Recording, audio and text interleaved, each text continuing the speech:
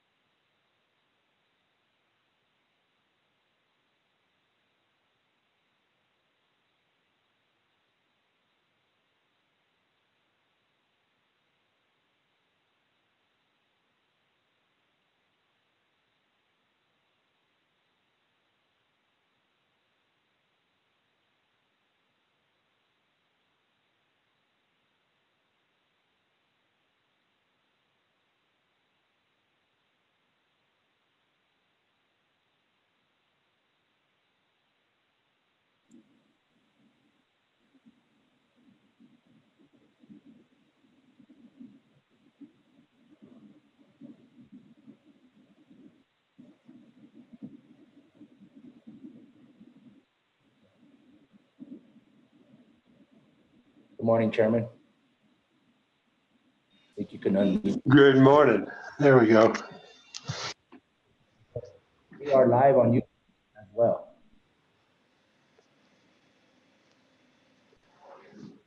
Whoops, can you all hear me? Yes, we can hear you. I I can can. hear you. Okay, great. Looking handsome, hens.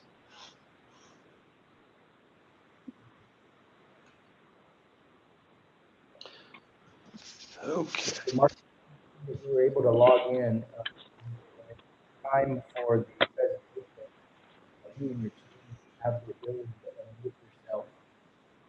Kind of have the environment on now. And we want to just send that message out. You don't know, you no longer need it.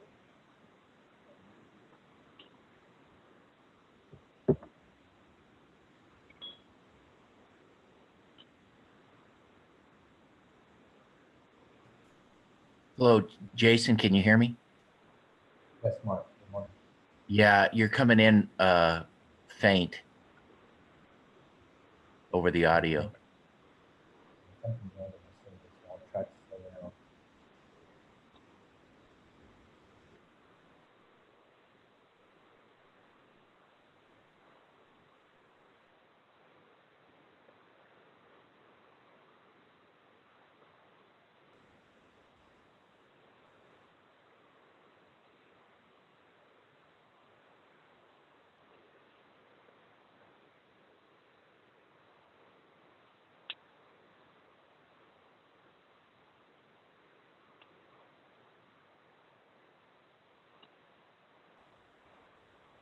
Mark Sestridge, is this better?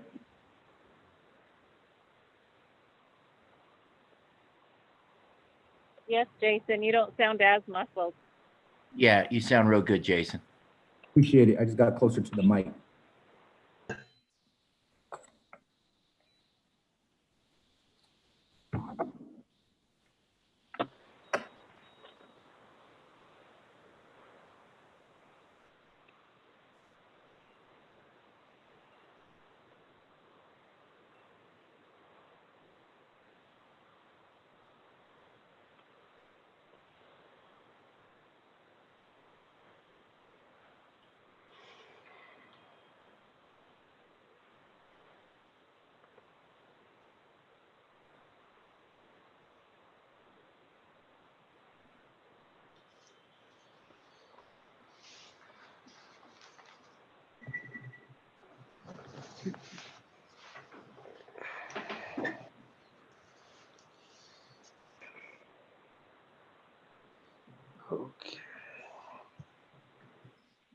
Good morning. Is that Commissioner Fishman I hear? Good morning, yes. No? Yes, Now you're hi. Commissioner Fishman. Okay, well, I think I heard, oh, I can see you now too. Let's see. Yeah. I guess we could do, so what happened to the, there was supposed to be a revocation hearing. Wait, I can't start, there we go. There was supposed to be a revocation hearing at 9 o'clock today. Did that get changed? Commissioner Hall, that's on the 21st, Commissioner Hall. Oh, good. I'm glad I have that in the wrong place on my calendar. Okay. On the 21st, 21? No, Actually, it's on the 14th. scheduled on the 14th. Yep, sorry. On the But 14th. that might be an issue with the training, I guess. That will be an issue with the training. No, wait a minute, I'm looking at something else. Wait a minute. Because the 12th to the 16th is the Oh, yeah, narrative training. That's right. Oh, yeah, I was looking at the wrong week last night. Yeah, this is something that we're going to need to discuss at the meeting, Yes, I agree. whether to reschedule the revocation hearing if there won't be 3 commissioners who can attend it. Yeah. Jason? Yes, Mr. Chairman, good morning. Yeah, is the agenda going to show up on our screens, or do we need to have a second computer out, or how do we handle that? I can share my screen and show the agenda if you prefer. That's not a problem. I haven't in the past, but whatever your preference is. If you want me to email a Word document with the agenda, you can have it on your screen as well. No, I just called it up on my other laptop here, so I just wanted to know if you had a protocol in mind. So Yeah, we haven't been projecting the agenda. I have no problem doing so. If you prefer, that's fine with me. Not a problem. Cynthia, you have a thought? Anyone else have a thought on that? Did you say something, Steve? I'm sorry, I walked away. Oh, What is okay. that? What did you ask me? I'm here.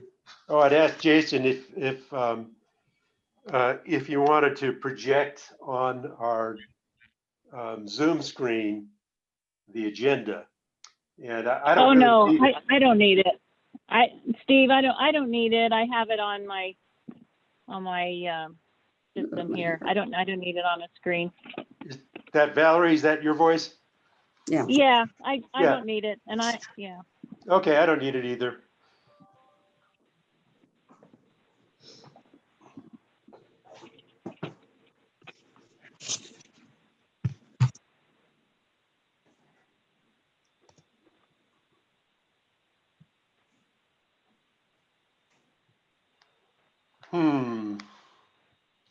Now I just lost my video.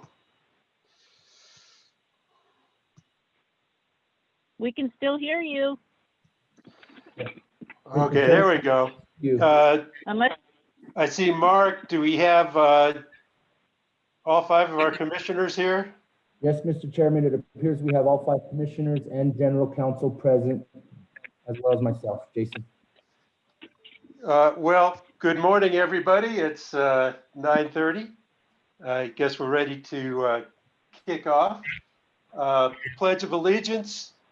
Hans, I'm going to give you the honors of leading us. We don't have to do it with Hans. We can just listen to him. yeah, that helps. That does help so you don't have an echo. Hans, please unmute yourself. You have the ability to.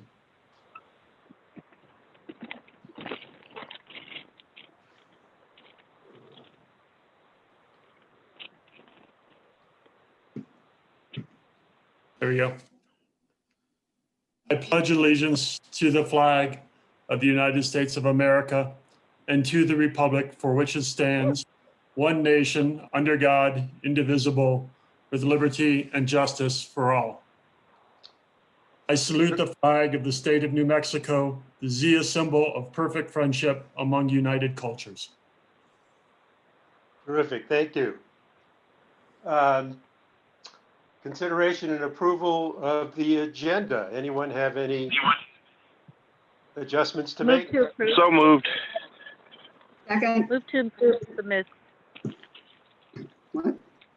Okay, well, I heard Commissioner Byrd move for approval of the agenda. Valerie, did you second? I think I first and I second, so go ahead. Yeah, second. Okay. Mike, would you take the vote? Commissioner Byrd, Aye. Commissioner Hall,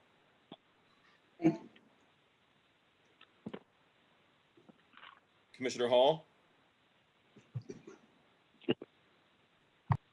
Commissioner Espinoza. Can you hear me now? Can you hear me now? Yes, I was calling for your vote on approving the agenda. Yes, aye. Commissioner Espinoza, Aye.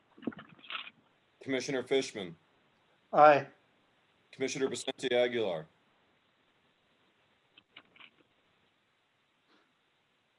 Mr. Chairman, Commissioners, the agenda is approved by a vote of 4-0. Okay, thank you, Mike. Introduction of special guests. Mr. Chairman, this is Jason. Yes. I did want to acknowledge Commissioner Vicente Aguilar is on the phone, and so if you could hear me, you probably just need to push *6, and that should allow yourself to be unmuted. Okay, Teresa, so Jason was saying press *6, and Jason, you're still coming in pretty faint. Okay, I'll try to get as close as I can, Mr. Chairman. Is this any better? Chairman? Yes. Chairman? Yes, I would like to go back to the record to include me to approve the agenda. I was unmuted. Terrific. Thank you. We got that, Mike? Commissioner Vicente Aguilar, your vote is to approve the agenda. Aye. Aye. Commissioners, the agenda is approved by a vote of 5-0. Okay, introduction of special guests. Do we have any? No, Mr. Chairman, I don't have any signed up with me today. Thank you. Okay. Approval of prior meeting minutes. Move to approve. I'll second. Mike, take the vote. Commissioner Byrd, Aye. Commissioner Hall, Aye. Commissioner Espinoza, Aye. Commissioner Vicente Aguilar, Aye. Commissioner Fishman. Aye. Commissioners, the minutes for July 8th, 2020, open meeting, September 2nd, 2020, open meeting, and September 16th, 2020, open meeting are approved by a vote of 5-0. Thank you, Mike. Item 5, public comment. Jason, do we have anyone? Mr. Chairman, we don't have anybody signed up for today. Okay, I see someone who's got his tie on, he's all dressed up, and I think ready to make a special presentation on behalf of P&M. Mark, take it away. Thanks, Chair Fishman and Commissioners. I dressed the best I could for you today. Well, thank you. I want to thank you for the opportunity to make this presentation today and on short notice. I sent the commissioners and the chief of staff and utility division director, consumer relations division, an email last Thursday, and the email included a news release that I think is in your packet, but it was regarding a really exciting announcement, I think.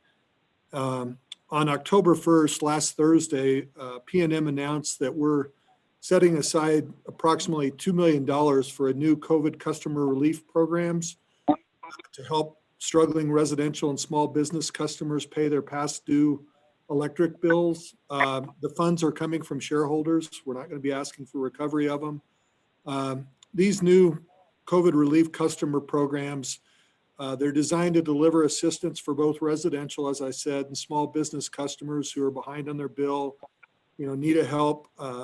It helps them avoid interruption of electric service down the road. I know we're in a moratorium now, but the timing of these programs, I think, is really good.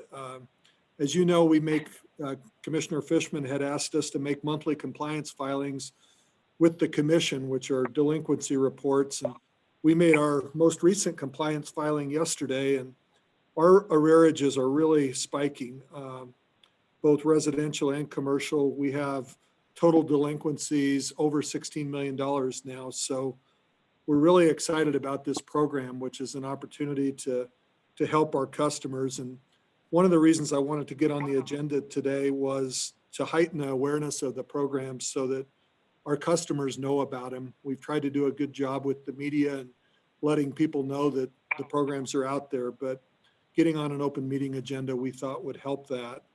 I'm going to turn this over in a moment to Julie Rowe. She's our Vice President and Chief Customer Officer. She oversees all customer service operations at PNM, and she's going to provide the details on these two programs. And actually today is the day we're going to be announcing a partnership with Help New Mexico. So we've also got Roger Gonzalez on the line, and he's going to explain some really exciting news about this partnership between PNM and Help New Mexico, which I mentioned the $2 million in funds, $1.5 million for residential customers and $500,000 for small commercial. But this partnership with Help New Mexico will even leverage those funds even more. So we're really making a good faith effort here to help our customers that are struggling with arrearages. So with that, I'll turn it over to Julie and let her go through the programs.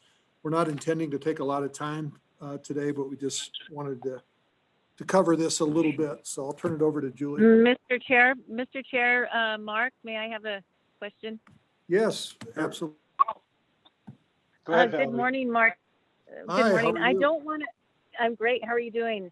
Good. I don't want to steal your thunder or anything, but I have a question. Is it just you all that applied for this grant and got it, or do you know if there's other utilities that did the same? I'll let Roger answer that question. I'm not aware of other utilities doing these programs that we our $2 million is specific to PNM. As far as Roger's okay. program, he could answer that. But Got this it. $2 million Yeah. was specific to PNM. So Mr. Chairman, Nice. do you need to answer the question of the commissioner, or do you want me to wait for my portion of the presentation? Sure. Go ahead if you will. Thank you. I'm just kind of curious. Sure. So obviously, Mr. Chairman, members of the commission, thank you for the opportunity to address this body. We're equally eager and excited for this partnership. As you know, Help New Mexico is the state's largest community action agency. However, we are one of 6 across the state. And as part of the CARES Act that was passed during the peak of the pandemic, all of us community action agencies received what we call Community Service Block Grant CARES dollars. So each of our agencies annually get an allocation to support a plethora of emergency support services, and one of them is utility assistance. Above and beyond our base allocation, we were given a CARES allocation. And so the partnership that we're discussing today only consists of Help New Mexico's portion of the utility assistance or emergency supports. But there are 5 additional community action agencies who have the same resources. What we've committed because of our infrastructure and case management capacity is our money is dedicated predominantly to those service areas that we have programming in. But if anyone reaches out to either PNM through their excellent case, their customer support representatives, or our case managers that fall within another community action agency's jurisdiction, we will provide that support over to that agency. So the biggest frustration that we're seeing, and Mr. Chair, members of the commission, is many of the struggling families that we provide services to are having a difficult time engaging in the support. And we recognize that there is a need for that continued case management and direct engagement with these families. And that's what we're providing as part of the partnership as well. And so our hopes, Mr. Chairman, members of the commission, is that we help facilitate the leveraging of our funds for other community action agencies to service the entire state. Awesome. Thank you and congratulations on that money. With that, I'll turn it over to Julie to talk about our specific programs in the $2 million. Just sliding into Mark's space. Good morning, everybody. I also want to thank you for the opportunity to talk a little bit about this program and some context behind it, why it was created, and how we're implementing it with our customers. So we, as Mark said, we developed these two relief funds for residential and for small business customers because we saw that there was a real need and a gap that we could fill. So particularly after the stay-at-home orders, higher residential customer bills, and a higher than normal summer, it all created, if you will, a perfect storm of higher customer bills. So we've been exploring how we could step in and provide greater assistance for these customers that are behind on their bills to help get them up to speed or get them more current. And I know you're aware of our Good Neighbor Fund. So that also plays into it. We have our Good Neighbor Fund, and that is that's offered to customers that are LIHEAP eligible, which means they're 150% of poverty. This year we expanded our Good Neighbor Fund, so the awards go up to 200 per family, and we also relaxed our eligibility so that we could also capture customers that may have recently had a separation from employment. Even with that, we have had more, it's been challenging getting that assistance in customers' hands. So of the 1.1 million available in the Good Neighbor Fund, we've been able to award 388,000 year to date in customer assistance. So with those two big drivers of the new customer need, we realized we needed to have an expanded program for customers that have gotten behind. So as Mark stated, we've seen an exponential increase. We're not alone.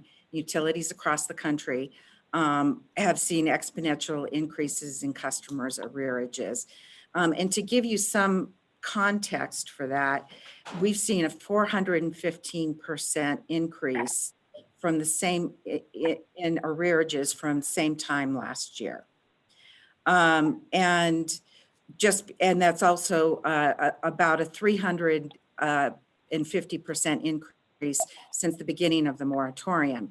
And remember, the beginning of the moratorium was we had just ended our winter moratorium. So that was unusually high too. So the actual numbers are, as Mark said, we're a little, almost 17 million in arrearages today.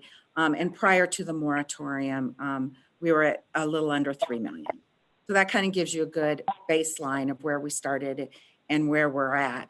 Also, the average customer arrearage and their bills is growing. So our average customer arrearage is customer bill that's in arrears is $334. I think the most alarming thing about this is that customers are now going on multiple months of past due. So it makes it much more difficult for them to actually get caught up. And I think that's also what's really important about this new program, as well as our partnership with Help New Mexico.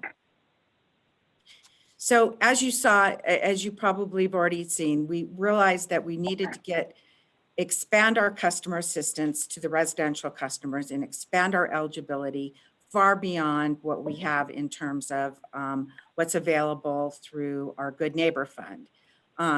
So we've expanded the eligibility to customers being up to 250% of, of the poverty level.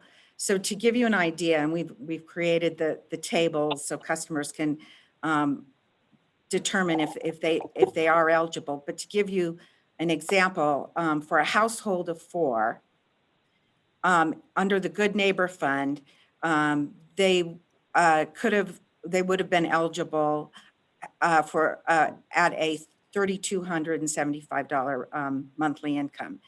Now, under our new PNM COVID Customer Relief Program, for a family of 4, that's expanded to $5,459 per month. So as I said, there's a full schedule of eligibility, but it greatly expands that eligibility and the population of customers that we can serve. For the Small Business Fund, we realized that it was also important to help struggling businesses in the state. And so we had targeted 4 specific industries: restaurant, retail, hospitality, leisure, and entertainment. Not surprisingly, these are the top industries in terms of highest arrearages. So we see a direct one-to-one correlation with the industries that we know statistically are being impacted by the pandemic and those customers that have fallen behind. So we realized it was really important to actually help struggling small businesses. So we set aside $500,000 of this fund for small businesses, and that's on a first come, first serve basis. For residential customers can be eligible for up to $50 to $200 in bill assistance. And that's again before we consider the matching funds that Roger's going to talk more about through Help New Mexico. And it's a sliding scale based on their need and based on where they are in terms of their arrearages. And we work with customers individually to determine that eligibility in terms of what they're eligible for. This has to be a holistic program. It's not just about the assistance, but it's how can we help them get caught up during a very, very trying and difficult time. So we've also expanded our payment arrangements. So before it was customers could automatically get a 60-day extension, and then they could renew that every 60 days. But now we've expanded that so that they can automatically go to a 12-month extension. And then we would also apply this credit and making it much easier for them to get on some kind of a payment arrangement so they don't get too far behind. We just announced the program on Thursday. We're outreaching to customers one-to-one through our contact center, through bill messages, through a variety of means. And to date, since last Thursday, we've had nearly 500 customer inquiries.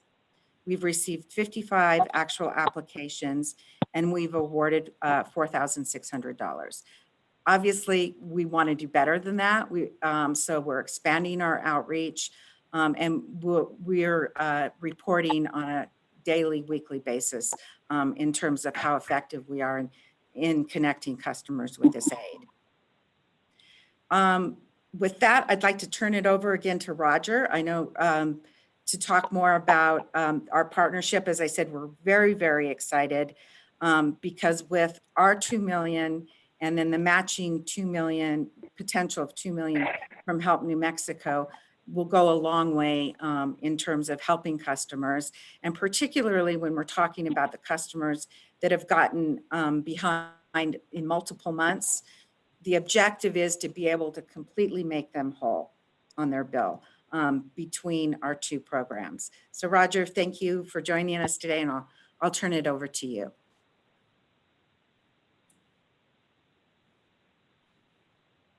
Mr. Chairman, members of the commission, again, thank you again for the opportunity.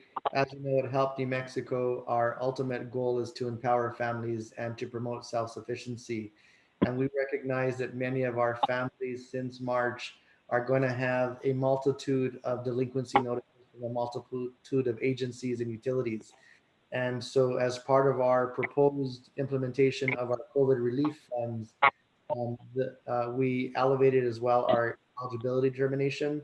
And so in this case, Mr. Chairman, our historic eligibility was 125 AMI.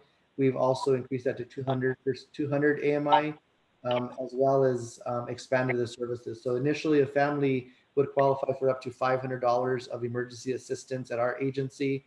Now, if they can demonstrate that they were displaced because of COVID, lost their job because of COVID, etc., they can receive up to $3,000 per family in supports.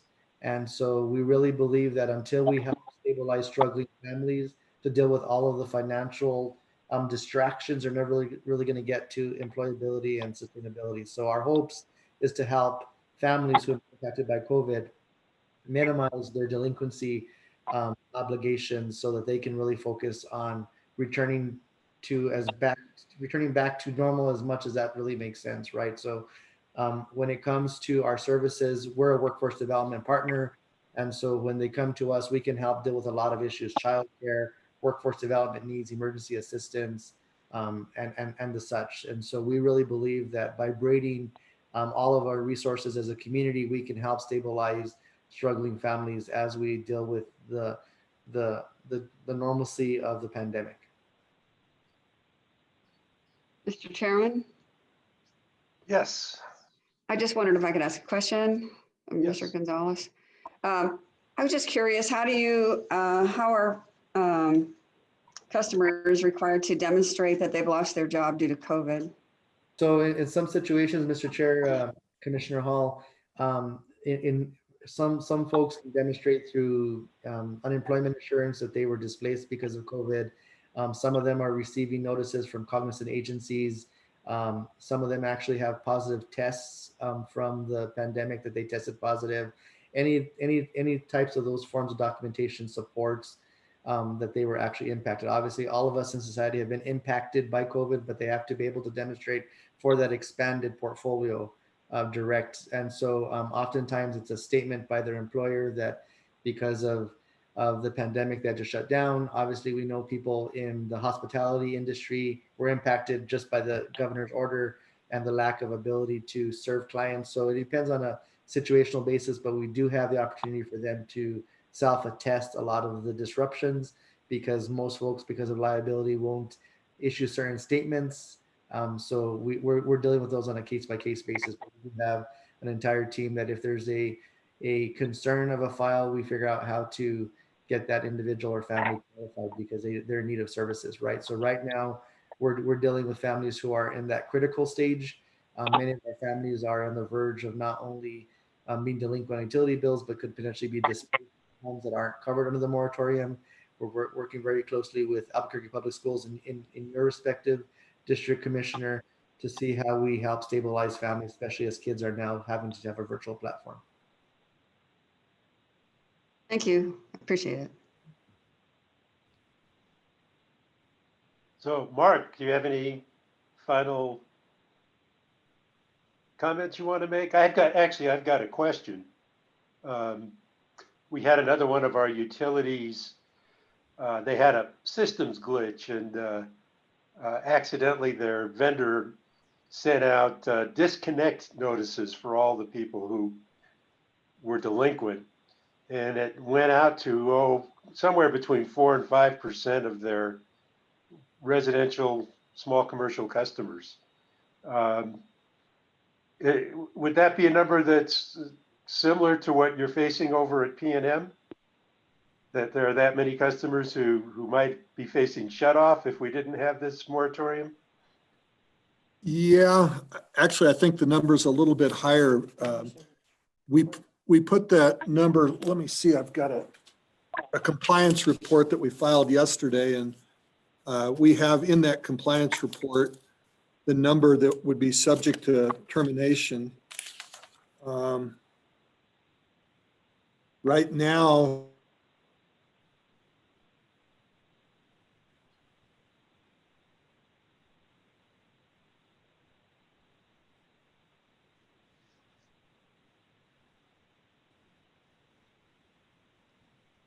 Whoops, did And- Marcus freeze? Oh, okay, you're back now.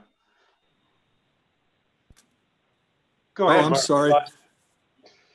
Yeah, I was just saying in our compliance filing that we made yesterday, we showed that there would be about 35,000 customers, a little over 35,000 customers that would have been subject to termination if it wouldn't have been for the moratorium.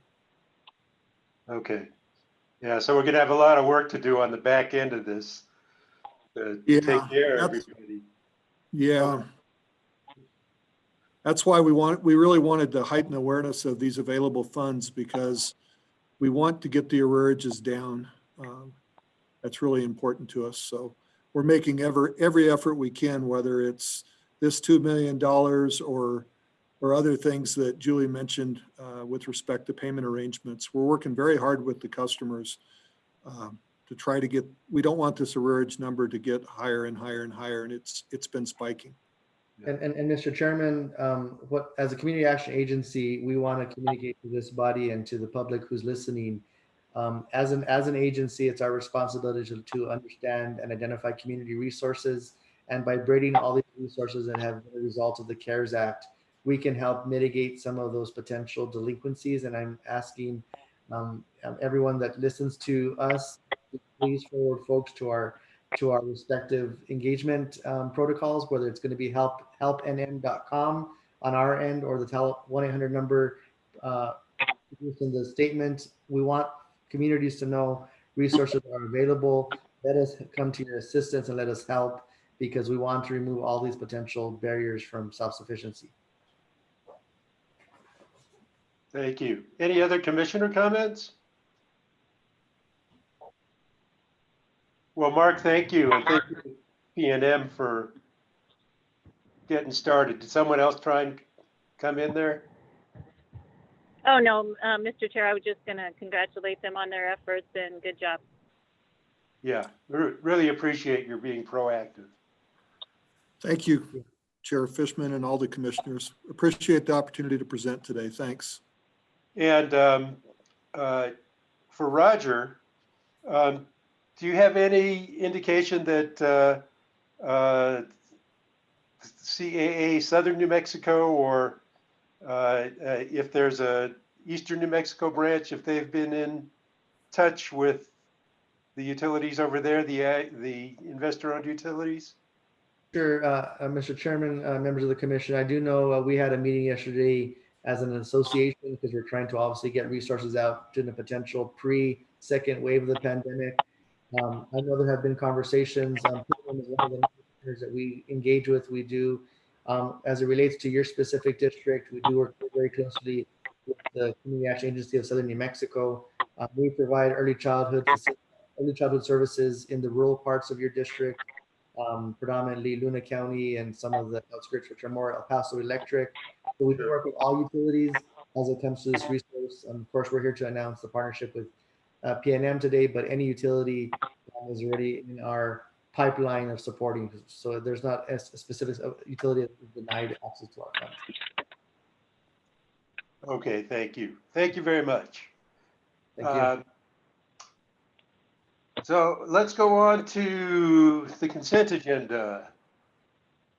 Move to approve as submitted, Mr. Chair. Do I have a second? I will second. So Everybody Commissioner Espinosa moves and I second. Mike, please take the roll. Or actually, you may have to read off the items here. Sorry, I was unmuting myself. The consent action items that are being voted on are, excuse me, are case 20-00173 TRM in the matter of the application of Town of Cochiti Lake DBA Cochiti Fire and Rescue for an amendment to certificate number 13818. Case 20-00, I'm sorry, no, that's it. That's the only one. I'll call the roll. Commissioner Byrd? Aye. Commissioner Hall? Aye. Commissioner Espinoza? Aye. Commissioner Vicente Aguilar? Aye. And Commissioner Fishman? Aye. Commissioners, the consent action items are approved by a vote of 5-0. Okay, on to regular action items. And we've got item 2, the matter of the application of the Village of Eagle Nest for volunteer ambulance service for reissuance of certificate 14994 and temporary authority to provide ambulance service. Carl, it's yours. Yes, Hans. thank you, Chairman. Good morning, Chairman and Commissioners. As indicated, this is the application of the Village of Eagle Nest for reissuance of certificate 14994 and for temporary authority. Before you today is strictly the matter of temporary authority, as the Village of Eagle Nest had initially submitted their application for reissuance of the certificate on September 30th. However, their current certificate expired on September 19th, thus the request for temporary authority. Transportation staff filed their recommendation on October 1st and indicated that the applicant had provided satisfactory evidence that there is an urgent and immediate need to issue the temporary authority prior to the expiration of the notice period. The recommendation recommended granting the applicant temporary authority to continue their ambulance service.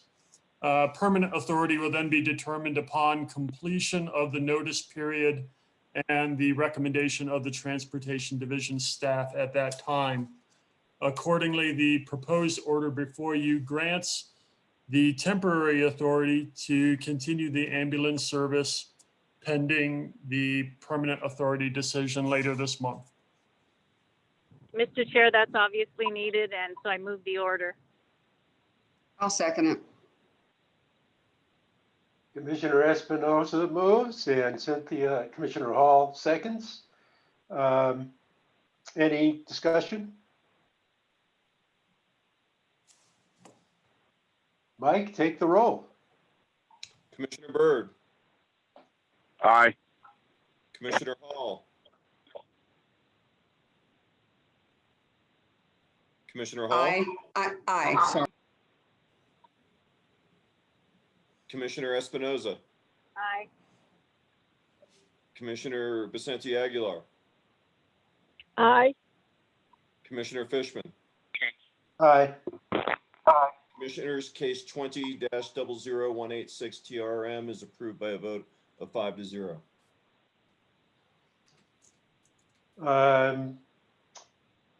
Utility matters, we've got the matter of the verified petition of Sierra Communications as a competitive local exchange carrier for designation as an eligible telecommunications carrier, a limited purpose.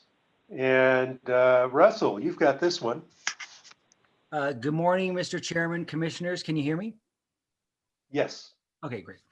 So this Sierra Communications petition is like the other petitions that have been or have either been granted or are pending before the commission with regard to ETC designation for broadband program eligibility purposes. And Sierra is also seeking, I believe, federal lifeline ETC designation. This matter was assigned to me by the commission as hearing examiner, and it was already divided into two phases. The first phase being determination of the request for ETC designation for the purpose of participating in the broadband program. There will be a second phase also before me as the hearing examiner with regard to Sierra's request for ETC designation for the purpose of federal lifeline program participation. So what is before the commission today is my recommended decision issued on September 28th with regard to the first phase regarding broadband program eligibility. The hearing of the first phase of the proceeding was held on September 16th. The hearing went very quickly as there were no points of contention between the two parties. The only parties to the case were Sierra and staff. Staff was satisfied that Sierra had met all of the applicable requirements for broadband program ETC designation. Therefore, at the end of the hearing, I stated my intention to issue a recommended decision recommending that the commission grant the designation. And I asked if the parties would waive exceptions to such an RD, and they did. So this is an RD with no exceptions that would grant Sierra the ETC designation for the purpose of participation in the broadband program. I prepared an order fully adopting the recommended decision. And with that, I will take any questions. Mr. Chairman, Yes, Commissioner Hall. unless there are any comments or questions, I would move the order. Second. Okay. Commissioner Hall moves, Commissioner Espinosa seconds. Last chance for any discussion. Mike, take the roll. Commissioner Byrd, Aye. Commissioner Hall, Aye. Commissioner Espinoza, Aye. Commissioner Vicente Aguilar, Aye. Commissioner Fishman. Aye. Commissioners vote, case 20-00086 is approved by a vote of 5-0. Thank you, Mike. Okay, on to case 20-00099 in the matter of applications for 2021 broadband program support from the State Rural Universal Service Fund. Russell, give us the scoop here. Okay, thank you, Mr. Chairman. So as indicated in my memo that I sent to all the commissioners yesterday, there's no proposed order that I prepared at this time, but if the commission adopts any particular final dispositive order with regard to which applications will be granted and which will be denied, it would be very easy for me to prepare it quickly today. In the past 2 years of the broadband program, the disposition order has always been a very short order. It only says which applications are granted, which are denied, and why. So as I said yesterday, I didn't have any particular proposals from any commissioners. I have heard from some commissioners this morning, and I'll let the commissioners, of course, discuss what proposals they may have with regard to how to prioritize these applications or these projects. As I noted in my memo, there's only one criterion that's provided in the commission's broadband program rule that the commission is required to apply in prioritizing the applications, unless the commission chooses to issue a variance, because it's a commission rule. That criterion is that selection of projects will prioritize unserved, underserved, and served areas in that order. Now, just a note here, I'm not sure why the rule included served areas, because these projects shouldn't include any served areas at all. But the idea, you get the idea. It's unserved are the highest priority under the rule. However, I noted in that memo that in the only other year of the broadband program in which there were applications that were rejected or denied without prejudice, the commission actually varied from that rule because the commission decided to eliminate one project because it was had a very high cost per customer, and another project because it wasn't very far along in the approval process. So I know that commissioners are wanting to consider other criteria, and so I think it's likely that you'll want to vary from this criterion, not because you won't want to consider those things. I think the commission will always want to consider prioritizing those. But whenever you introduce other factors into the consideration, you will almost inevitably disrupt a strict prioritization based on unserved, underserved, and served. So So I noted that. And then with regard to what the goal is to grant or the goal to cut, as previously mentioned, there are, I believe, 35 projects by 11 applicants. So some applicants have more than one project, obviously, or more than one application. The total that's requested from the commission is $16,132,972. And as I previously discussed with the commission in an open meeting, at which I presented some calculations by GV&W Consulting, the fund administrator, in order to keep within the $30 million overall statutory cap on the SRUSF,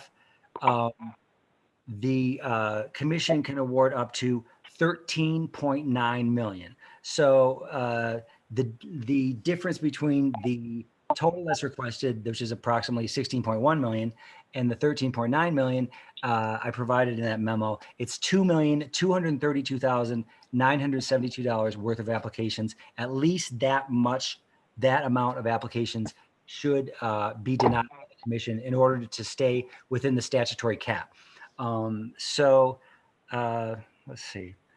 And by the way, as I said in the memo, that assumes the 13.9 million is a calculation that assumes no major changes to the amount available for the broadband program as a result of the rulemaking. The rulemaking is still pending. There are some things in there that could result in major adjustments. But I think we have to proceed at this time, with one or the other. The rulemaking will be done by the end of the year as well. But so the 13.9 million, as I said, assumes that there will be no major changes to the rule impacting the amount available, which I think is quite a possible. I don't know if it's a likely result, but it's a possible result. Otherwise, if the commission has to take into account what might happen in the rulemaking, then it would be more difficult to make this decision now. If there are changes in the rulemaking, then the commission might have to issue another order after the rulemaking order is issued. But at this point, I think it's safe to assume 13.9 million is the amount that can be granted and no more for this year. And with that, I will take any questions. I also have Eugene should be on the line to answer questions, particularly with regard to the criteria spreadsheet, and some of the technical issues. So I will turn that back over to the commission. Thank Mr. you. Chairman. There has been some discussion this morning with you by various commissioners. So please chime in, various other commissioners. Mr. Chairman. Thoughts on how. Mr. Chairman. Yes. Yes, I had a long conversation with Russell yesterday about the criteria, and I had asked for some specifications from Eugene in the past, like if he could provide us with a metric that would, for example, show us the distance involved or how many people are being served and that sort of criteria. And of course, our only really required one is unserved over underserved as a priority. But with this many projects and this much diversity in numerous aspects of the projects, not just the distance and the number of people, but the type of technology and a lot of other considerations, I found it very difficult myself to establish any kind of criterion. And of course, we stay within our criteria. So I'm sort of concerned that the decision-making process becomes a little arbitrary at some point, especially when we have 35 choices to choose from. I mean, I think in the past it might have been done on kind of an ad hoc basis, but that was with far fewer choices. So that's just my comment. I'm a little uncomfortable with trying to parse between, even though most of the projects would be funded. I think it's difficult. I think it's a challenge. That's more in the way of a comment, really. Okay. Other thoughts? Mr. Chair. Mr. Chairman, Yeah, I think I heard Commissioner Byrd first there. Go ahead.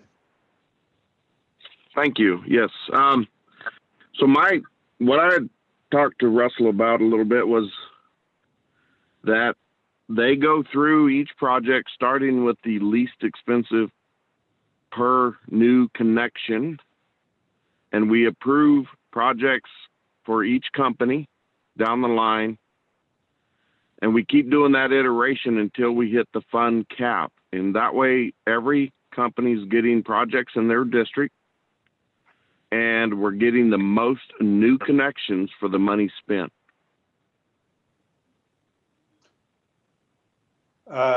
That's a very interesting idea, and I like it. Mr. Chairman, Yeah, go ahead, Commissioner Aguilar. this is Commissioner Vicente Aguilar. I have a question for Eugene.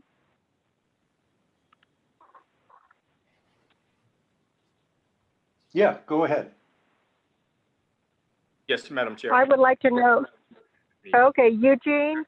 Yes. In the past, Smith Badley, they did a very good job as far as getting the community involved when it comes to developing some type of broadband in their communities. My question is in reference to Tohatchee. This is the NTUA that's the company that's requesting the funds. Can you tell me whether they have a chapter resolution in their packet? If you need time to look for it, you can get back on later to let me know whether they have a resolution, which means that all the community members agreed to the project. Let me, Chair and Commissioner Aguilar, let me look at that closely so I can be completely informed. But I do believe, from my recall, I think they do, but let me confirm that. Give me a moment.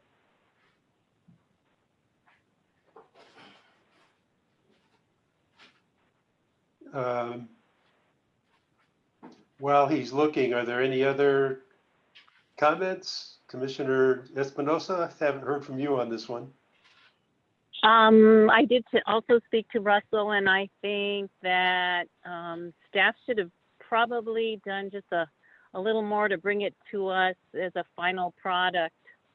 And but I like Jeff Bird's idea about also the same thing as start with the smaller amounts, because it is a complicated chart, and to put it back on us to make those the decisions puts us in a partial sort of position or an impartial, one or the other. So anyhow, I think the disbursement in the final product should be given back to staff to go through.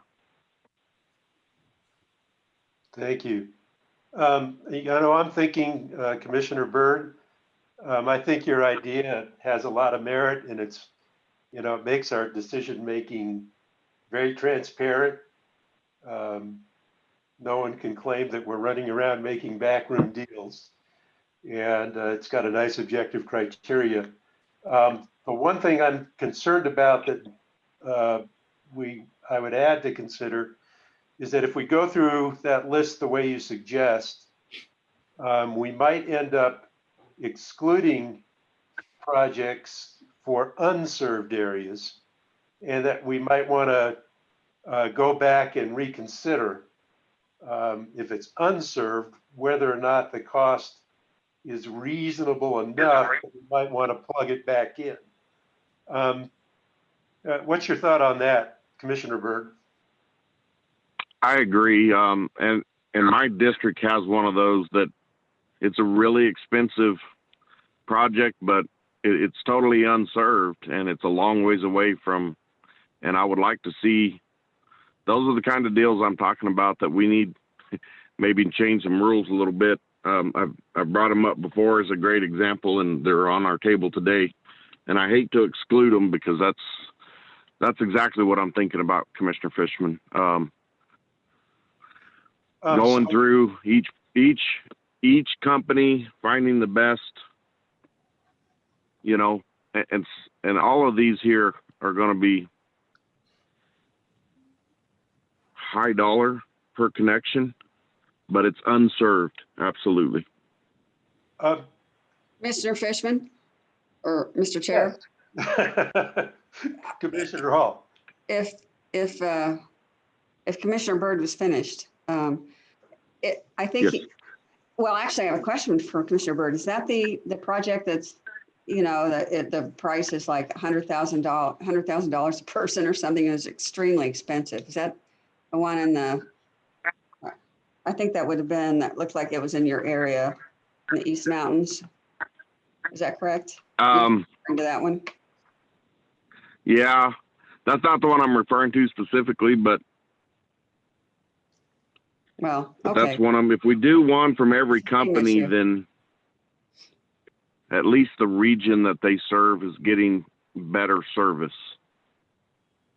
Yeah, I understand. I understand. Well, what my comment Yeah. on that is, and it's, Mr. Chairman, you alluded to it a bit too, is that might go contrary to what's unserved versus served, and that's our only written guidance that we have. So I think whatever criteria we establish has to, you know, be secondary to that kind of criteria, to that particular criteria. And Mr. Chair? but I understand that's what Commissioner Byrd is trying to weave in there. I think I heard Commissioner Espinosa. Yes, sir. Thank you kindly. What we also need to take into consideration is, you know, the situation that COVID has created. So we're going to have applicants that need, you know, the students that need their internet and the fiber during this hard time. So that should be the first priority, and the first criteria is not only demonstrating the need, but the need for the broadband for those that are down and doing school work from home. Yep. Well, Mr. Chair, Yeah, Commissioner Byrd.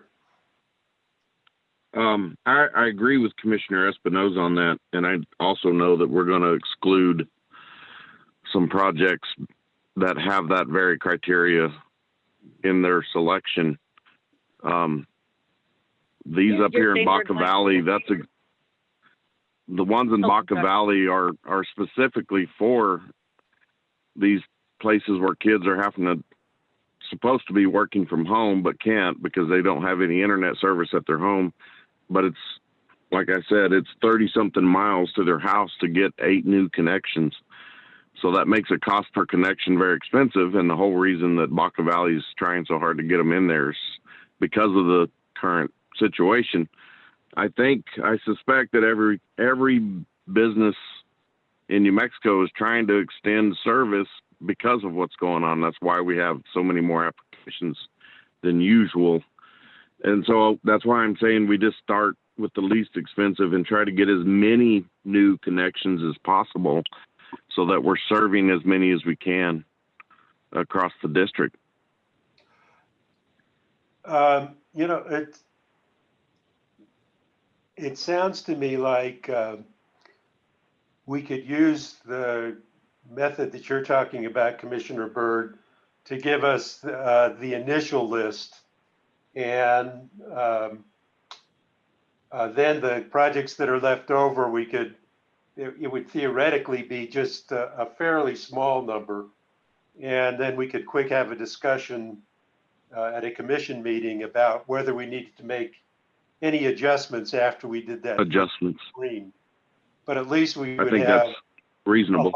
then we would have a lot of it decided for us. And there are these other considerations that might create adjustments, but at least we'd have a template, and we would have narrowed things down that we could have a concise discussion rather than a free-for-all. And I agree. that And would that's be, what I'm trying to achieve. yeah. So is this an item? Let me see. This is not a voting item, is it, Russell? Mr. Chairman, this is on for regular action because there was the possibility that the commission might decide to issue an order. As you will recall, under the broadband program rule, there is a deadline set of October 1st for the commission to issue the dispositive order. However, as I've said numerous times, well, first of all, there was a single signature order issued to push that date to today. And I think it's perfectly reasonable for the commission to, take until the next open meeting, which I guess my understanding is it's going to be the 21st, or we're not doing the 14th. We need to discuss that after we get these items here. It's perfect, and that's perfectly fine. It may seem like that's putting it off quite a bit, but it really isn't, because there's so much extra time built into the broadband program schedule at the end of the year, which is great under the rule. So varying from the rule to push it out to October 21st is perfectly reasonable, because then I think the only deadline that comes under the rule after that is for motions for reconsideration, which under the rule those are the motions that would allow, say, competitors to challenge the commission's decision, or an applicant who was denied to challenge. That date could be moved from November 1st to mid-November, or there's still plenty of time in the year. So what I'm saying is taking more time, taking another couple of weeks is perfectly reasonable. And I would note that, this discussion today is perfect. It's exactly what, you should be thinking about, like how to prioritize, but then also sort of shoehorn the other considerations in there. That's the reason why in my memo, I noted that, in the very first year, the commission varied from that prioritization based on unserved versus underserved, not because those aren't important considerations. It sounds like all commissioners want to consider that. It's just that if you take any other factor into consideration, then you can't have an absolute prioritization based on any factor. So this is, thinking of methods to go through it and reasonably come up with solutions that take into account, the specific projects you have before you is exactly what you should do. Commissioner Vicente Aguilar, we haven't heard from you on how you feel about this method. Any thoughts? Thank you, Mr. Chairman. I like Commissioner Byrd's idea to start with the least expensive project until we run out of funds. And also, I think we should send this particular project back to the staff, Russell and the telecommunications staff, to see if they can give us another angle where they can have the unserved in mind with the least expensive project. We want a graph of unserved and the least amount of projects to start with, and then we go to the next level. Underserved, the next category of the amount of funds requested. So that's my take on it, Mr. Chairman. Okay, it sounds like, and Commissioner Hall, are you comfortable with this? Well, I think Commissioner Espinosa made a good point about the need for emphasizing projects that will, well, and this was Commissioner Byrd's point as well, that will provide internet to places where they're really affected by lack of services due to COVID, such as kids needing to go to school. And I was also sort of thinking, we have done some temporary rulemakings or emergency rulemakings for the purpose of, well, for various other purposes, but I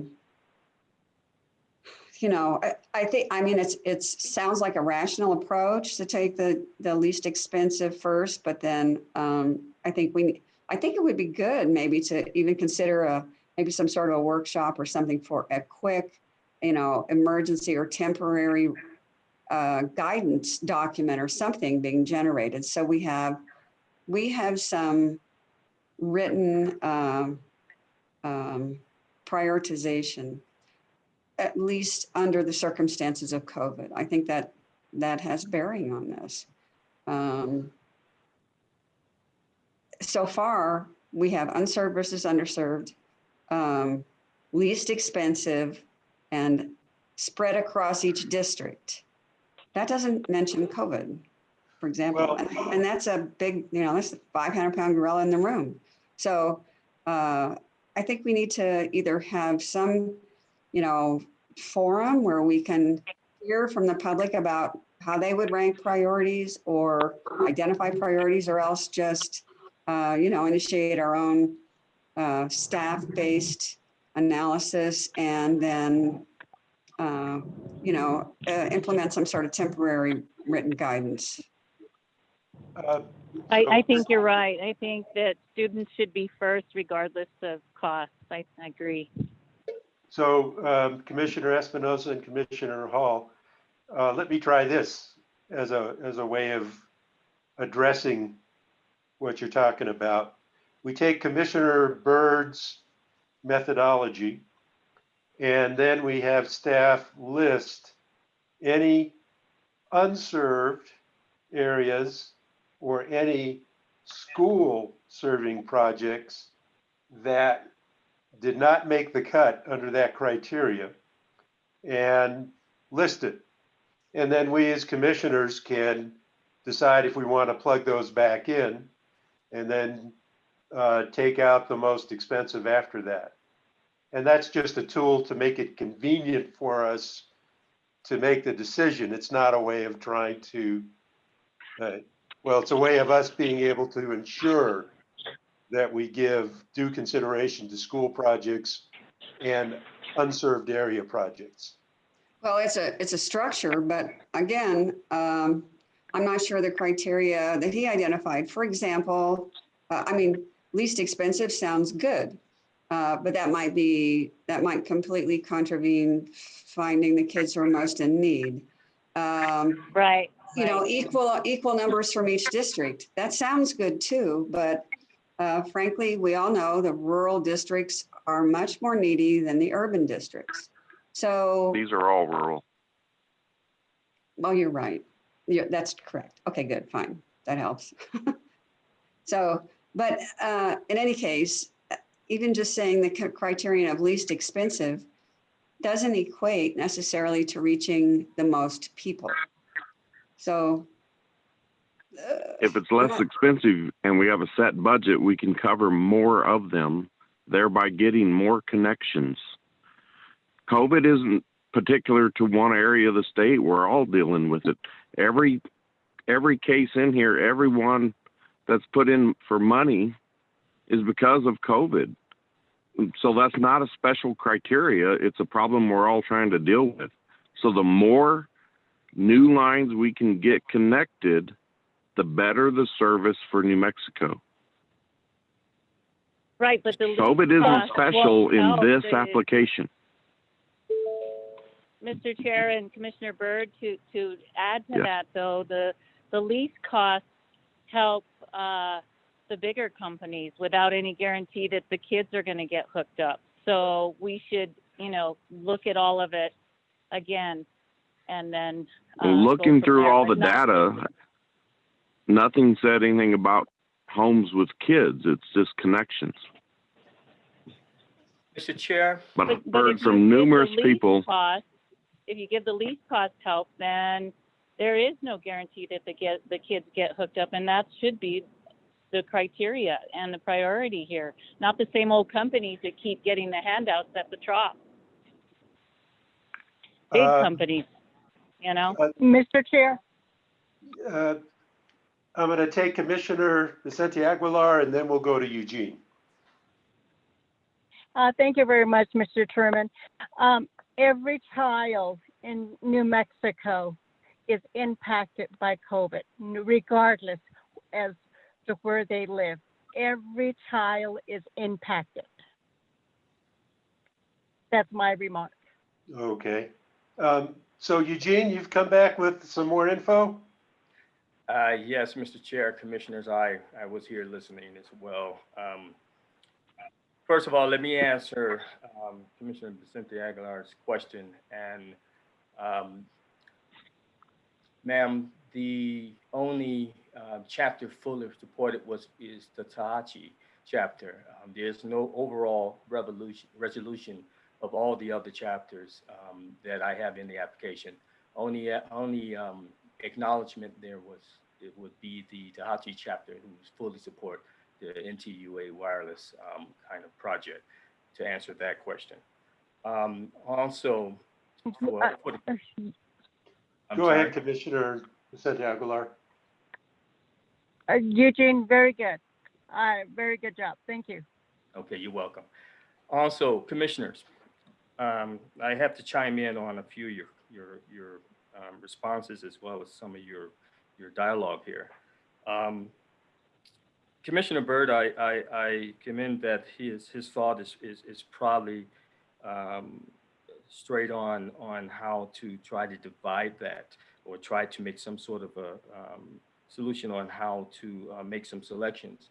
Also, what was included in my report, which should have been in each and every commissioner's hands, and that is my spreadsheet that has an interactive portion of it that allows every commissioner to pick and choose and to slide over, and which the spreadsheet itself will add up of the funds that is being subtracted from the allotment of funds that we have for this program. So that kind of minimize any aspect of keeping track of how things are, you know, where the final line of the budget would be. And according to the rules, when it is directed towards the unserved, underserved, and I imagine they have in there served as well, which probably takes some of the lesser priorities. It is my understanding that the Mexico Broadband program was to expand broadband throughout our state. And by doing that, having the unserved areas probably is going to be, you know, probably take a higher priority in some ways, because they do not have any broadband there. Now, I understand that creates the financial aspect of being a little bit more expensive. However, you know, that is a criteria that should be at least considered highly, because now you're establishing the broadband program ideals of how it was established. The other aspect is that the COVID-19, you know, I agree with, I do believe a couple of commissioners said, it affects the whole state. Regardless, it doesn't minimize any territory, it doesn't minimize any student. They're all there designed for people to use the broadband services for various reasons other than just school.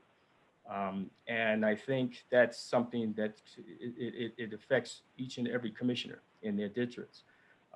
So I think in some ways, if, you know, putting it in a position where you are looking at your bottom line figure or budget, and then you looking at the total amount, which is in my interactive spreadsheet. So there shouldn't be any issues about, you know, the amount of funds that, you know, each and every project has or is going to take up. So I think moving forward with making selections, and you know, that it is kind of difficult to, you know, establish something. I think you guys the commissioners was trying to say the staff to try to come up with some kind of criteria. It is kind of difficult to do that with the emphasis that we do not have the knowledge of each and every district and your constituents on what is important. We can look at the technology, and we can divide the technology in the sense of if it's plausible, if it's technically sound, stuff of that nature, which we have. But what is completely necessary in every district, we do not have. That is up to you as commissioners to understand your own constituents. But I'm trying to say to you guys that we have the tools to make these decisions. It's just, you have to really just get into them. That's what I have to say. But I think that, Mr. Chair, that can be gauged by, I mean, you've been doing this for many years based on the needs and the justifications of the utilities. It's not a first time where you've had to look at the areas. And so I think there's a need period. So it shouldn't be that difficult to sort of just disperse. And to each commissioner, their districts are very important to them. So I see where you're coming from, but you know, maybe if you could just balance it like we do everything else there. We just you have to find the balance and disperse it based on the needs. That's pretty evident what the needs are, and we've been talking about it for 8 years that I've known of, you know, and the desperate need to improve the rural areas, and that's what this money was allocated for. So we need to get it moving and just start spending it in the districts, especially now. So that's why it should fall back into the hands of you know, not only the decision makers, but those that can see the need, and that's how you gauge it, and you always have. So, you know, anyhow, thank you. Mr. Chairman, this is Russell. Can I make just a quick clarification for the discussion? Sure, go ahead. Okay, thank you. Some of the commissioners have noted, have referred to Commissioner Byrd's proposal as, you know, spreading evenly among districts. It may have the effect of doing that, but Commissioner Byrd's proposal actually, you know, sort of spreads evenly among the applicants. Now that may help spread among the districts, but just to make that clarification, you know, there may be concentrations of applicants in certain districts. So spreading among applicants doesn't necessarily mean spreading evenly among districts. So I just want to make that clear. Right. That's Mr. why Chairman, I heard both. I heard both statements from Mr. Byrd. Once he said evenly among districts, and then he said evenly among applicants. So I'm glad Russell mentioned that, because that was a question in my mind. Which is it? So Russell, you're speaking for Commissioner Byrd. Commissioner Byrd, is that how you envision it? Is it equally among applicants or equally among districts? By approving the projects based on the lowest cost per connection, we're getting the most connections across the state. I don't know how that's going to fall out. I mean, I understand there's some that we would like to have every project in our district, and I would too. I've gotten calls from county commissioners, from every county commissioner, that this is going to affect. And to tell them that, we can give them everything they need because the counties need it. It helps the schools. It helps medicals. The hospitals get service to people in rural areas. This is a unique time, but it's not unique to any region. It's across the country. And so excluding any district because they're really expensive or any isn't fair. What we need to be looking at is how can we get service to the most people for the money we have? And that's what I'm saying. And that's what Russell was, it's based on number of applicants and how much it's going to cost to get as many served as possible. So it's not playing favoritism to any company. It's let's get as many connections as we can for the money we have.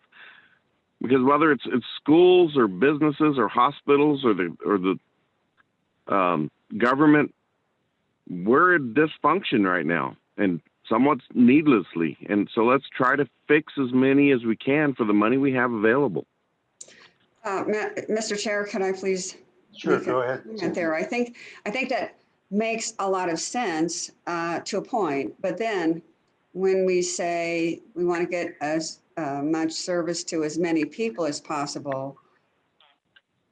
And, I don't know if we have a real scenario like this, but, for example, you could have one project where most of those people are people who have some kind of service and they're adults, as opposed to an area where, there are a lot more families with smaller children with kids. I think because of COVID, we are actually driven to have to look at the people's needs per project specifically. in a perfect world, if we could do that, we should.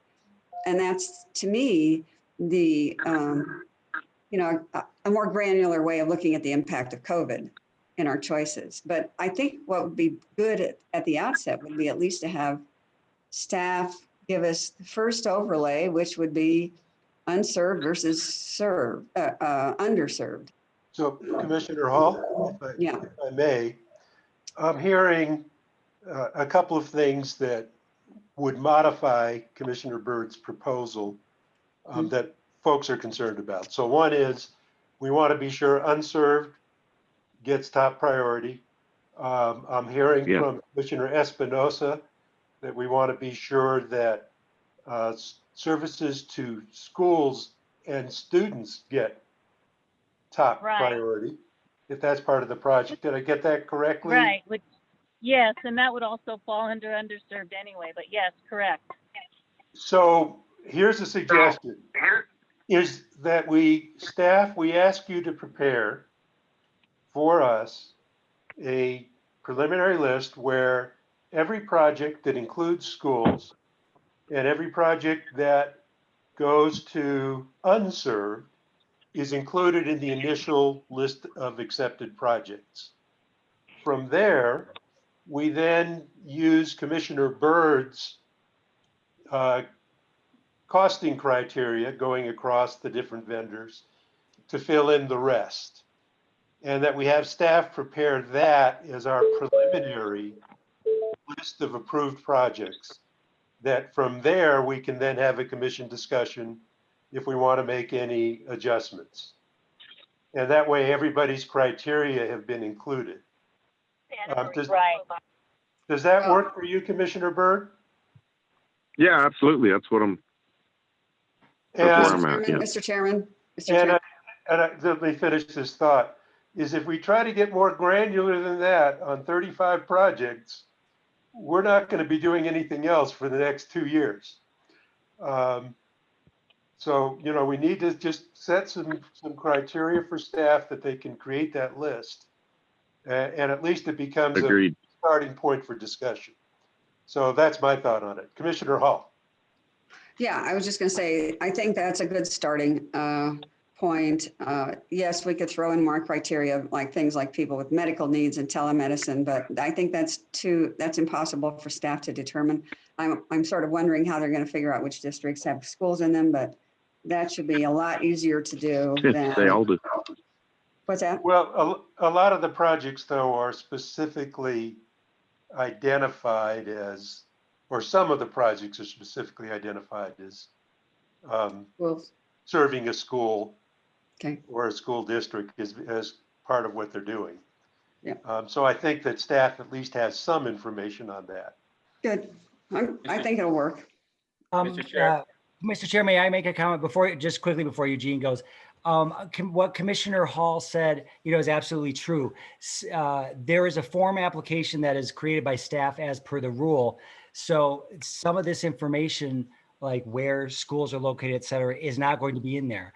As you know, there are certain applications that we're focused on, like the main purpose of the project is to quickly get out service to kids who never had any service but really need it for school now. So definitely those applications are aimed toward that. But I think, like Commissioner Byrd said, I don't even know that it's the presence of a school that you even want to look for, because it seems like households all over the state are going to have kids in them that will need internet access. They may be far from their school. The other thing I would note is that Commissioner Byrd was talking about, some of these projects. We would talk about the expense of some projects. The expense of some projects is also driven by technology. Projects that are fiber to the home or fiber to the premises that take fiber directly to a house tend to be more expensive. But one thing I would note is that those projects definitely provide the speeds that are needed for telelearning and telehealth and all those things. Whereas I don't know 100% that some of the less expensive technologies can provide speeds throughout their zone or their territory that support teleeducation and telehealth. I don't know. Just more food for thought. Yeah. No, I understand. And in doing this, my thought is that this list is not the final decision. It's just a way of creating a structure so that we can talk about those issues. But we're looking at 35 projects and we haven't done kind of an initial screening. It gets really hard to Right. talk about that. That's So, exactly right. This is, again. so I think the main purpose here is not to make a final decision, but to get an initial screen so that when we make the final decision, we have some structure that we can all discuss the issues that have been raised. And, you know, I think each of the issues the commission has raised are spot on. They're all very important. But let's just treat this as an initial screen that helps us have that discussion. In 1 mile, turn right onto Juan Tabo Boulevard Northeast. Mr. I don't know Chair. where we're driving to, but hopefully to a vote that we can agree on how this initial screen looks. Just agree That's right. that it doesn't make the decision for us. It just gives us a much better basis to discuss the projects and make a decision. Mr. Chair, Was that Eugene? that it was. Okay, go ahead, Eugene. Okay. Now I don't know where that was driving us either as well, but that was kind of interesting. However, I'm hearing what the commission is trying to put together, and I think here, staff, we don't really have a problem with that. What's to say we can kind of mesh this information that is already there. However, I can kind of fish it out in some ways to put it in an area where I guess you can look at it in some sort of a order. And each and every application, within the application, it also indicates for the applicants to indicate what is the services being used for, and if it's within the schools or if it's in the business section and stuff of that nature. And majority of the applicants have detailed that information in their application as well. So the school system concerning students, concerning universities or colleges, or the business section of their particular town or city, is something that is also indicated within the application. So trying to fish out aspects about students that I think majority of these applicants have students in them. Students where the services are being used for. However, now considering that we are in a special kind of condition with the COVID-19, they're all in a position where we're kind of stuck at home in general, and with the need of the technology when it comes down to the internet. So especially in the school, I'm having that same situation with my daughter. Mm-hmm. So I understand that. I think we can pull that together with the criteria, as you use in a lesser term, of the unserved. Now, making the unserved, I think that, and this is my understanding of the rule, I think the unserved more likely have become the priority in my head, as the broadband program was designed to do. However, we can look at the unserved, which some is very expensive because of the infrastructure that needs to be laid with fiber, the whole bit, or towers being built, stuff in that nature. And that is something to be considered, but however, it is still needed. And also I can look at the school system of the students and see if I can fish through each and every one of these applications and see if I can pull out who's where and what's being utilized as it pertains to students as a top priority. So I don't feel that's going to be a problem. It's going to take me a couple minutes in order to pull that together from my spreadsheet and see if I can pull together something that you guys can actually look at and see exactly how you want to make a decision from that point. if that's okay with you guys. So, Right, that would be perfect. so Eugene, I'm just going to repeat this again so everybody's comfortable with it and we're totally clear. So, and again, these may be backed out at a later time, but for our initial screen, we're going to include all projects that are to unserved areas. Then we're going to include all projects that you can identify that seem to specifically target students and their ability to to get their schooling done. And then we're going to go through Commissioner Byrd's process of cost-effective by provider. And you will then, as staff, present to us what all that looks like, what's been included and what's been excluded. And then we'll have a structure to make final adjustments from there. Does Eugene, does that work and conform to what you were just saying? Mr. Chair, commissioners. Yes, in some ways, but I do want to put just a slight caveat there. I think when you said that to see if I can weed out the aspect of schooling and students. Now, keep in mind, because every project was designed with that in mind. Okay. Although this has been a special situation, whereas now with the COVID situation, that heightens and intensify the requirement, which is fine. Hang on, let's just let Eugene finish his thought, and then Commissioner Espinosa. Sure. Which is fine, and that's something that we can kind of focus on as well, to kind of fish out the particular applicants who specifically ask for this particular service for their needs as it comes to education. I guess we can put an asterisk around that. At this point, I think it is important to indicate at least, or at least be cognizant about every applicant. It has have that aspect about their application as it was designed to be utilized. So I just want to keep that above board and fair. Also, yes, Mr. Chair, I think that's basically how we can kind of fish that out. And then again, utilizing my interactive spreadsheet, we can take that from that point and then kind of plug and play inside, and then you can kind of see exactly where the funds lies from that point. Okay, Commissioner Espinosa. Thank you, Eugene.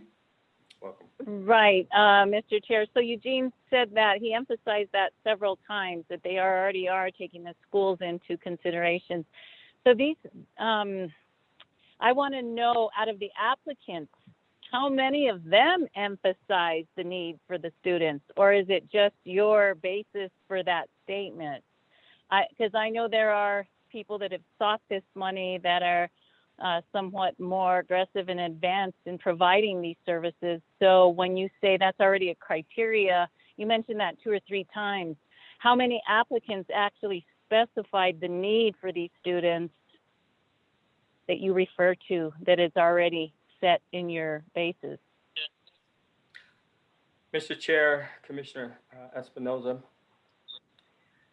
as I said, yes, there has been one in particular applicants who basically emphasized the need of their aspect when it comes down to COVID.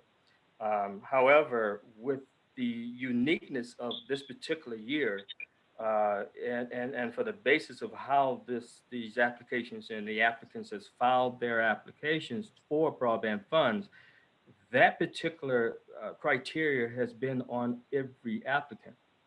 It's just now it becomes a unique situation, whereas now we're can stand on a platform and say, well, we need this for education, and Right, it's unique. It is unique. Thank you for answering the question. It is unique, and it is, a time of COVID, and it's a time of despair and a time of need. So yeah, thank you for answering that. Appreciate it, Mr. Chair. And also, if I may, and that does spread across the state, not just particular areas.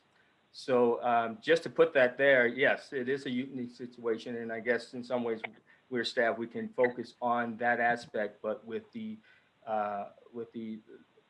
I guess the fairness and the level-headedness of looking at the whole state and not necessarily just the regional parts of the state.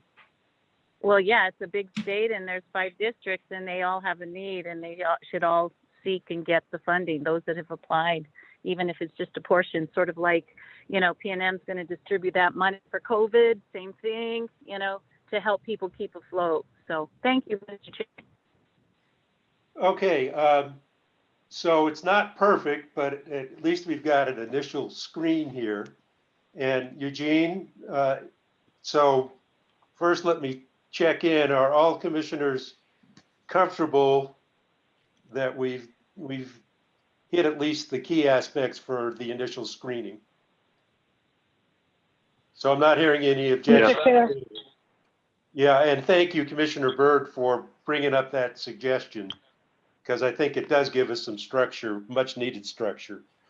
And Eugene, as you start to work on this, if you're running into issues or confusion, just, feel free to obviously talk to Russell or to any of the commissioners on the issue of concern. So certainly Commissioner Espinosa on education, Commissioner Byrd on cost, and I think we're pretty unanimous that unserved gets the top priority, at least in the first cut. And yes, we'll go from there. Mr. Chair, certainly. I don't anticipate running into any kind of issues. I'm very versed on what these projects is about and basically how they're going to affect their communities. However, I am also available for any communication from the commissioners if they choose to want to speak with me as well. Sure. But we'll work on this and try to get it as best as we possibly can. Russell and I and staff, and we'll come up with something. Hopefully it'll be satisfying for everyone that is involved here. Okay. And then Russell, so this would then hopefully, and Eugene, so this would hopefully be ready for the next meeting, which is probably going to be 2 weeks from now. We'll discuss that a little later.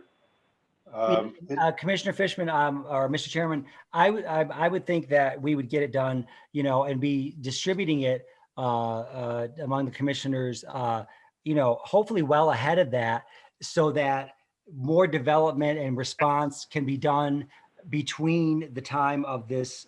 As you were saying, this is an initial sort of screening because it has to be taken in steps. It's sort of, let's prioritize by one factor, see what the result is. What are we leaving out that's important? This is exactly the sort of proceeding you should do. So hopefully we can get it done, pretty quickly and then distribute it. As you will recall with the broadband program docket, staff is advisory to the commission, not a party, so that we can speak freely with Eugene during this process. And so we'll get it done ahead of time. And then please be, all commissioners, please be looking at it and giving your input. Now, obviously we can't, the commission can't make decisions outside, can't decide issues of policy outside of an open meeting. So we have to avoid creating quorums and things like that. But you can individually provide feedback to Eugene and I, and then hopefully we'll have something on the 21st that is so comprehensive in its treatment of the different issues that the commission will be able to issue a final order or a dispositive order on that day. If not, then even another week is perfectly fine. Terrific. So if there are no objections, we'll move forward on that basis, and at least I'll feel a little more comfortable that we're going through a process that we can all communicate our priorities in making the final decision. Okay, so thanks to all on the commission. Thank you, Russell and Eugene. Thank you, Mr. Chair. You're welcome, Mr. Chair.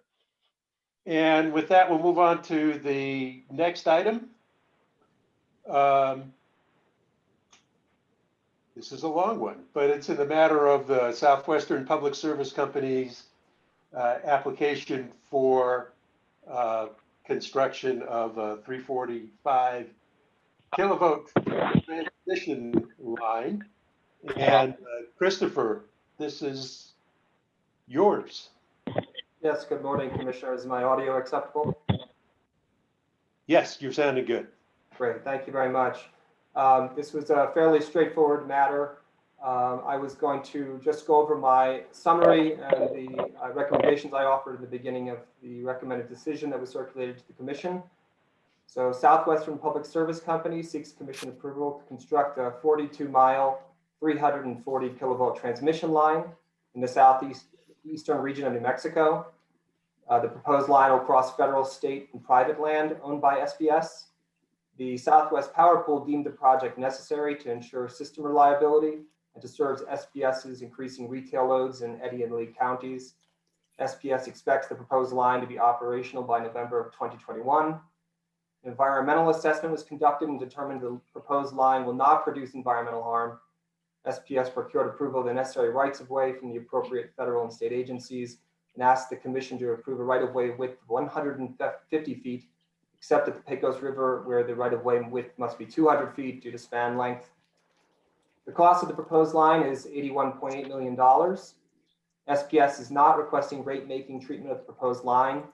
Costs will be borne by the members of the SPP according to the rules governing that entity. Costs ultimately allocated to SPS will be passed along and collected through New Mexico and Texas retail sales and FERC wholesale sales. SPS anticipates that New Mexico ratepayers will be responsible for roughly 2.5% of the project costs, or roughly $2 million. SPS seeks allowance for funds used during construction. Staff recommends that the Commission approve the proposed line, but recommends approval be predicated upon SPS's acceptance and satisfaction of the following conditions. SPS must file copies of all construction environmental permits for the proposed line within 2 weeks of receiving a final permit. They must file a report in the docket of the final cost of the proposed line when that cost is known. SPS must file a notice on the date the proposed line actually enters into service. And SPS must agree that the majority of the proposed line will remain within the 150-foot and 200-foot right-of-ways. File notice it received all permits for roadway crossings and the river crossing, and agree that it will seek Commission authorization if it anticipates exceeding the 150 and 200-foot right-of-ways. SPS has agreed to comply with these conditions. The recommendation I'm offering the Commission is that the Commission grant SPS all approvals it seeks and all necessary to construct the proposed line.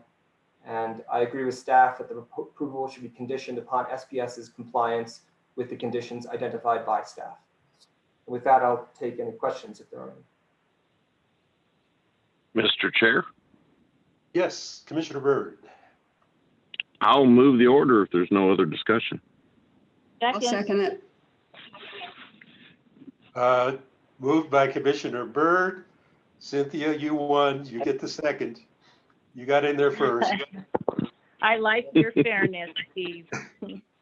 And it sounds like there's no discussion here. Mike, would you call the roll? Commissioner Byrd. Excuse me, Aye. Commissioner Fishman, it's Judy Amer. I just would like to point out for the record that the proposed order would adopt the recommended decision in its entirety. And that's what you're voting on. Okay, yeah, thank you, Judith, for that clarification. And with that, Commissioner, I'll go Well, back wait a minute. Commissioner Byrd? Yeah, still aye. our comic routine. Mike, you're fading in and out, so get close to your mic and. Sorry, I'm using my computer instead of my phone for the first time, so I might. I'll go on to Commissioner Hall then. Commissioner Hall.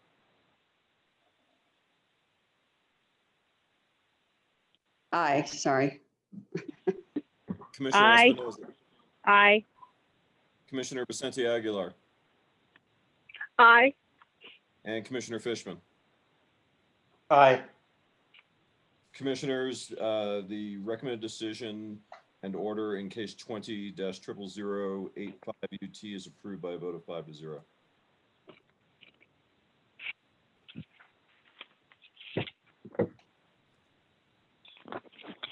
Okay, on to discussion items. The first discussion item here, I think we actually covered as part of Mark's.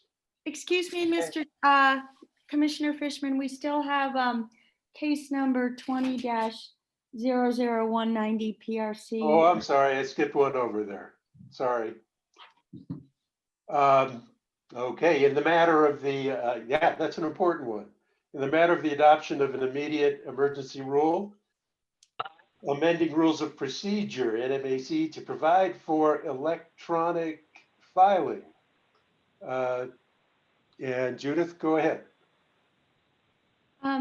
Yes, good morning, Mr. Chair, members of the commission. This matter comes before you today upon the commission's own motion to issue an order finding the need for the adoption and issuance of an immediate temporary emergency rule to provide for electronic filing, which we have already done through a policy that we did. Hi, this is Frank with Hyper Phone Bank and that we've already provided for by an emergency policy that we adopted in on March 13th, 2020. The proposed order finds that a state of emergency exists that causes an imminent peril to public health, safety, or welfare that requires the adoption and issuance of an immediate temporary emergency rule to provide for electronic filing due to the following. First, there was originally the March 15th, 2020 directive issued by the governor to all state agencies to provide for means to have remote working situations in the wake of the COVID-19 public health emergency, and to suspend certain functions of the state of New Mexico in order to minimize public health risks. And two, the present eviction from the PERA building effective September 30th, 2020.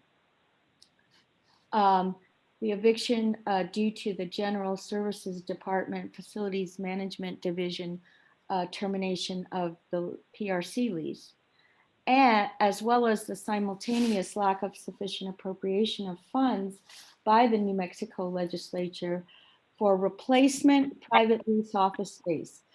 Both of those have resulted in the majority of NMPRC employees teleworking without state office space in order to conduct the PRC's functions. For these reasons, the proposed emergency rule would immediately amend 1.2.2.7 and 1.2.2.8 NMAC to provide for electronic filing of documents, to provide the procedures and processes, to allow for the orderly and safe filing of documents. This would last for no more than 120 days, but at least it would get us through the time period the emergency orders are in effect, plus hopefully the time period when we will have office space, which is anticipated to be January 1st, 2020. Included in this order is a variance granted solely to all commissioners and all commission employees from any hard copy filing.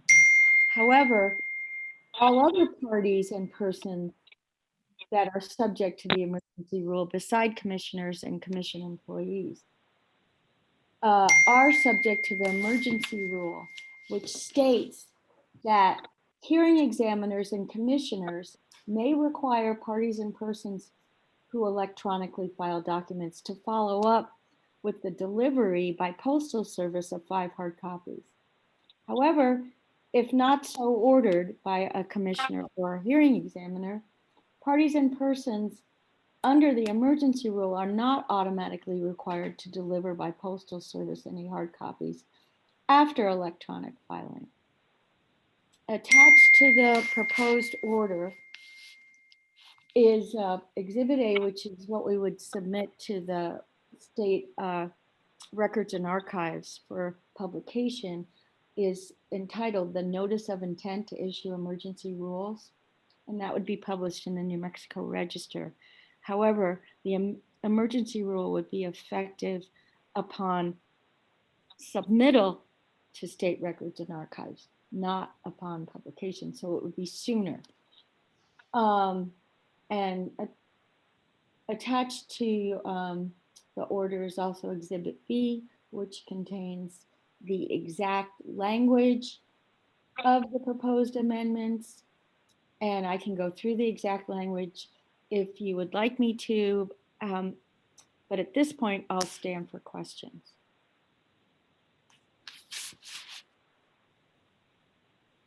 So I guess I'll start. I don't think this takes a lot of discussion. What we're in essence doing is continuing the order that we can do the electronic filing in a temporary order until such time as we get a permanent rule in place. Yes, but we will be proposing in a couple of weeks a permanent rule change to provide for electronic filing, because we have found this to be a very effective means of filing documents. And that would be a final rule, and we would have to adopt that prior to the end of 120 days when this electronic filing emergency rule expires. The other, there are also probably cleanup types of measures that would be included in that final rule that the hearing examiners and other staff members have raised over the past years. It's a very old rule. An indication about how old this rule is that it has the physical address of the PRC to be Marion Hall. And I have no idea how many years it's been since the PRC has left Marion Hall. It also provides more clarification as the date and time of filing, of electronic filing, how to do electronic signatures, in addition, how to provide evidence of a filing fee that's electronically filed. We've had some issues on that. So this emergency rule clarifies that. All of those clarifications are things that we would propose the commission adopt on a permanent basis too. Any comments from commissioners? Chair, I'd like to move the order. Do we have a second? I'll second. Okay, Valerie, this time you get the second. I know, I was faster at the draw. And Mike, please call the roll. Commissioner Byrd, Aye. Commissioner Hall, Aye. Commissioner Espinoza, Aye. Commissioner Vicente Aguilar, Aye. Commissioner Fishman. Aye. Commissioners, the proposed order in case 20-00190 is approved by a vote of 5-0. Okay, on to discussion items. And item 7, it's under my name. And honestly, I think we covered the territory when Bob did his presentation. Yeah. Any other comments from commissioners at this point? No. Okay, so let's move on to item 8. In the matter of, okay, come on, computer. Cooperate with me. Sorry. In the matter of amendments to the State Rural Universal Service Fund rule. Again, you know, I think as we were talking through our process, that we covered all the issues that I was concerned about. So any other comments from commissioners? None. Okay, great. On to public comment. Anything Mr. Chairman, there? Yes, nobody signed up. Okay, well, communications with Chief of Staff, Jason. Thank you, Mr. Chairman and Commissioners. I've been notified that my voice may be a little muffled, so if I need to repeat anything, please let me know. Hopefully you can hear me loud and clear. I have a couple of agenda items. I just want to recognize that we currently have 9 vacant positions that have either been interviewed for or that have been advertised. So I want to recognize that the process of submitting the exemption requests seems to be getting some momentum. We will continue to implement our critical hire plan with a target vacancy rate of around 10%. That's what we've currently have a budget for. I wanted to remind the commissioners as the training sessions come up next week and also in December, to just feel free to email me your training certificates directly to myself and HR, and we will ensure that they get appropriately filed on your behalf. Mr. Chair, Jason, Mr. Chair, Jason, Go ahead, Yes. Valerie. can you clarify, since you seem to realize that there is one in December and the one next week, is that Edge, is that NMSU, is what is next week that you're referring to? And the one that meets the criteria is the one in December, is that right? Yes, Mr. Chairman, Commissioner Espinoza, the training that I don't know if all commissioners, I'm guessing not all commissioners, but a few commissioners have been registered for, is the NMSU Center for Public Utilities, the Basics Practical Regulatory Training next week. The one that does qualify per statute is the week of December 7th. That's also through NMSU Edge. And so that Right, kind of that's gives what me I thought. Oh, okay. I was confused So then, on that. yeah, so then what we're going to need to do is cancel the meeting for December, and then whoever signed up for this one, maybe the need to cancel the 12th, the week of the 12th. I'm not sure. Yeah, Yes, Mr. Chairman, I signed up for that one. So I do need to be able to attend that so I can get my classes in. That's for December though, correct? No, that's for next December week. and October. Yeah, both October would need to be canceled and December. That's fine Commissioners, this- too, but I need next week adjusted if not canceled. I mean, unfortunately, they meet in the morning on Wednesday. I don't think they meet the entire day, but they meet in the morning. So it's a direct conflict with the open meeting time we have. Commissioners, this is Michael Smith. I just wanted to point out that you've got 2 different classes that are taking place. One in October, which is for the electric industry course, electric industry regulation course offered by the Center for Public Utilities at NMSU. And then they have the natural gas industry regulation course, which is taking place in December. So they are both approved for commissioners' credits. They're just taking place at different times. Different times, I see. Normally they do them during the same week and you opt for one or the other. Thank you for that clarification. So it sounds like for next week, we still need to not have a meeting. I know I'm enrolled for next week.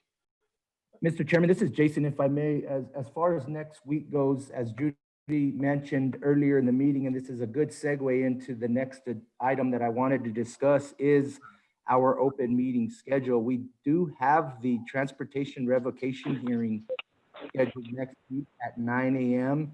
And it's my understanding that we will need at least 3 commissioners participating in that hearing. And the same 3 commissioners will also need to be made available at the open meeting when it's on the agenda for action. And OGC, please correct me if I'm wrong, but I needed to bring that to your attention. Yes, Jason, this is Judy Amer, you're correct.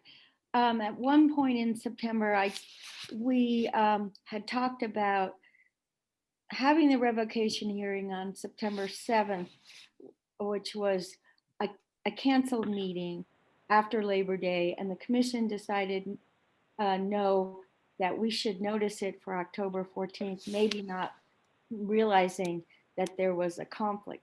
So the Transportation Division did send out 30-day notices already to the potential motor carriers that are having their licenses revoked. So if that license revocation hearing is moved, we would be required to send out a notice of cancellation and then another 30-day notice.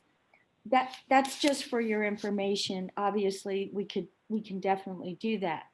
In the alternative, if 3 commissioners were available at 9 a.m. next Wednesday, the revocation hearings are usually last 15, 20 minutes maximum, unless, of course, the motor carrier attends to contest it, but that happens very infrequently. And if 3 commissioners could attend, and then we could have just a very quick meeting right after the hearing to adopt an order, that could be all the sum total of the business for next week. That's just a suggestion, and I'll stop talking at this point. Did I hear Commissioner Byrd there? I snickered, yeah. I'm available if 2 others are. For which day, the 12th, the week of the 12th? Yes. Yeah, the 14th. Yeah, I can call in. I mean, just for the purpose of that vote, if that's what you're discussing. Yeah. Just for the revocation hearing. No problem. Yeah, I can do that. Okay, so there's 2. For 20 minutes, I mean, I think I can pull away. It's a virtual meeting on the education, on the electric utility deal. And actually, if you're not attending that, Commissioner Byrd, maybe you should chair that meeting, and then I can, check in and check out. Yeah. Sure, not a problem. Commissioner Hall, Commissioner Vicente Aguilar, will you be able to make that meeting? I will be attending the electrical utility webinar. Okay. So it sounds like we've got 3 between Valerie. You have 3. Byrd and me. And right. So Judy, I guess we can make that work. Yes, and it's scheduled at 9 because it was intended to have a hearing before the open meeting at 9:30. And so I just wanted to let you know that not 9:30, it's at 9, but we'll be sending you out specific information. Okay, sounds good. So Jason, continue. Yes. Thank you, Mr. Chairman, Commissioners. I will also add that we need to cancel the week of December 7th, as Commissioner Espinoza alluded to. That's the other week of the training. So if we can put that on our calendars and hopefully prevent any conflicts like such for the future meeting. And if with that and all of the other weeks that we've previously canceled, that really leaves us with only 6 more meetings this calendar year. So I'm guessing the agendas are going to probably be busy. I guess we could probably prepare for that. I know OGC has been working with internally and along with the hearing examiners and others to ensure that we meet any critical deadlines with any of the docketed cases and statutory requirements. And so that's also in place. And so I will continue to keep the commission appraised of weeks forthcoming that have been canceled. So I'm hearing October 14th, there'll be a real short meeting just to address the revocation hearing. The week of, and basically from here to the end of the year, any week with a holiday scheduled has previously been canceled. And now we've just added the week of December 7th. So I think I distributed the beautiful color-coded calendar before. So if you still have that available, hopefully it didn't get taken to storage, but if you need me to scan a copy, I would be happy to do that and distribute it to the commission.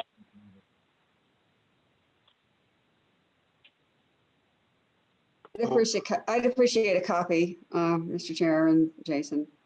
Yeah, and I think I lost mine as well. Okay, I'll get a clean copy out to the commissioners. Thank you. And Mr. Chairman, that's really all I had. Hopefully everybody can enjoy the forthcoming holiday weekend. Columbus Day is next Monday. I know you'll be participating in training if you're registered, but the balance of the agency will be on holiday. So communications with commissioners. Thank you, Jason. Any commissioner communications? Mr. Chairman, I think you have communications with General Counsel next. Oh, General Counsel. Mike, I didn't want to hear from you. Shut up, Mike. That's enough. Commissioners. No, go ahead, Mike. Actually, I don't have very much to say. I was just laughing also. The only thing is we did send out to commissioners last week a copy of that list that Jason just referred to. It should be in your inboxes. It's cases that need to be finalized before the end of 2020. I'll just let you know, I do have a couple of additional cases to add to it. So be on the lookout for a revised version that will be coming either today or tomorrow.